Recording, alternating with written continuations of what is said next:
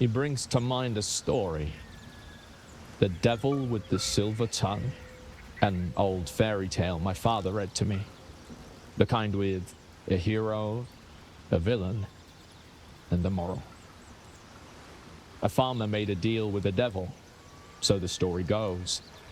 In exchange for the farmer's dearest fruit, the devil granted him a bottomless coin purse. The farmer's dearest fruit, naturally, was no apple nor peach, but his beloved daughter. We can learn a lot from fairy tales, don't you think? Refuse him, no matter how tempting the offer, no matter how delicious the feast he lays out for you.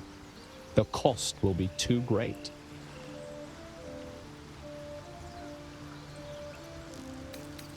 He'll require of you only what you're least ready to part with, and then require more still. You might think you'd give up anything for a cure, but the devil won't take just anything. He'll take everything. My father once said, "One does not pursue a champion's life. One merely answers its call." So it was for me.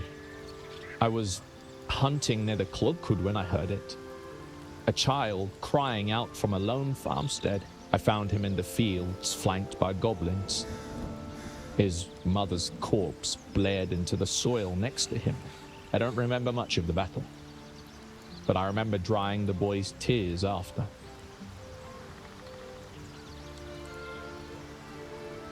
Proud? No. Angry. Angry at the monsters preying on innocents. Angry at the so-called good gods for tolerating the cruelty of the evil. Angry at myself that it took so long for me to see the coast suffering. The frontiers demanded a blade, and so I heeded. Baldur's Gate, born and raised, the only son of a single father. He wanted one life for me. I chose another. We haven't spoken since I left the city. That classic drama. A staunch father and his rebellious son. Better heard from the bard's lips than mine. It's said that anyone who bathes in the river of blood emerges as one born anew. It's a lot like that, I imagine. I feel the weight of these horns on my head, curling upwards like a mammoth's tusks. I feel these ridges snaking down my neck. Character, you say? Well, who couldn't use a bit more of that? Though I'll have to take your word for it. I've been avoiding my own reflection. Friend, be my mirror. What do you see?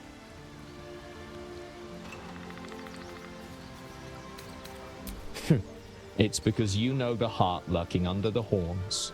The people will see a curiosity, maybe even a beast hungry for their souls.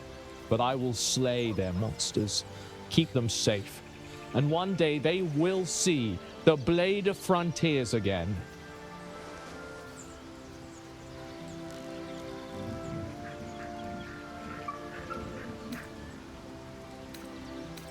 That's the spirit.